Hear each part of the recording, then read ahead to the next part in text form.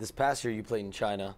What was that experience like for you, and how do you think it improved you as a player? China was different. I mean, obviously going to a different country and have to get used to a lot of stuff besides, basketball. And it was kind of tough because I got there and there was still COVID going on. So we had to quarantine, then we played in a bubble. So there was a lot to deal with, but I think China was a very good, growing experience for me on and off the court. Over here, you're a guy that's very easy to spy you, and then you get a lot of attention. So what was it like going out in China? Once everything opened up and, you got to, see people outside, it kind of got a little crazy, especially when they had people coming into the games, which didn't happen until the end of the season. China, they love basketball over there.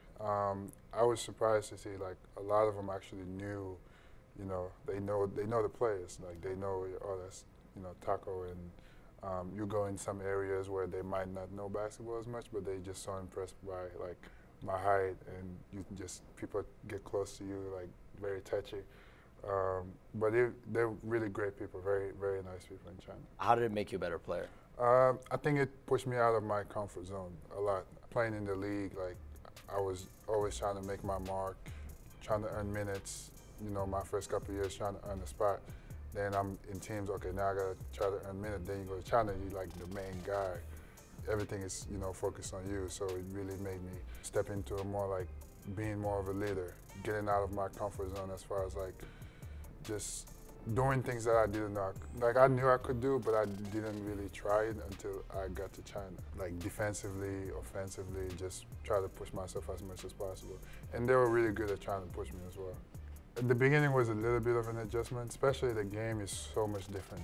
There, the talent-wise, it might not be as good, but physicality is way above what I've seen in college, even in the NBA. They play very physical, especially when you're in import.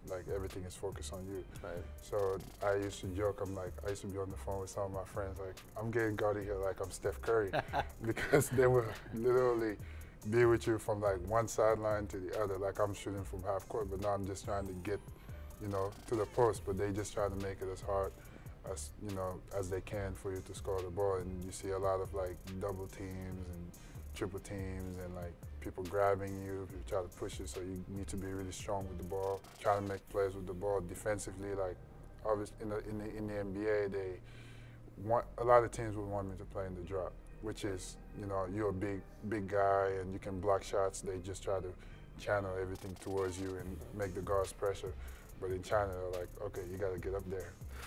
So I did that, and I think I did a pretty good job. It made me get out of my comfort zone. I was oh, I can do it. How much effort have you put into improving your shot, especially from the free throw line? A lot of effort, a lot of effort. I mean, pretty much ever since I got to the league, starting with Boston, like I said, I was very fortunate with good coaches. The first one that comes in mind is Jayla Nager.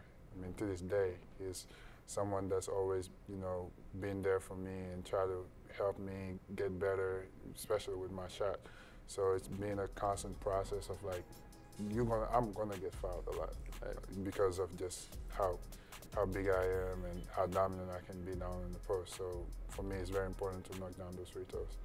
Victor Wembanyama, 7'5". Have you guys ever been in the same room? We have not. What do you think that would be like?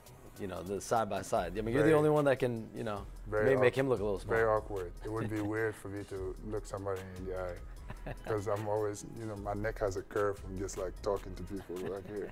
But having to talk to people face to face would probably be great. I think he's a great kid. I just love how he handles himself. The first game he had, kind of a slow game, but it's a lot of pressure to put on a kid like that.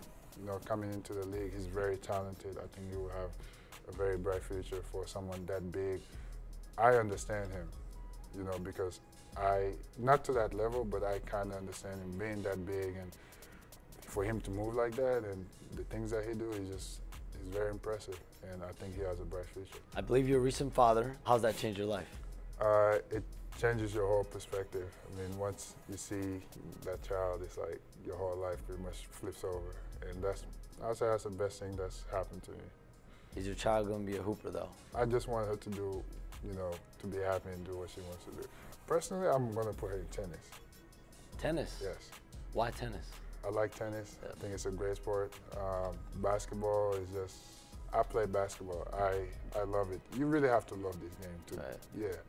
So for me, it's just like I would introduce tennis to her, but if whatever she wants to do, she wants to play soccer, she wants to play basketball, I'm just there to support her.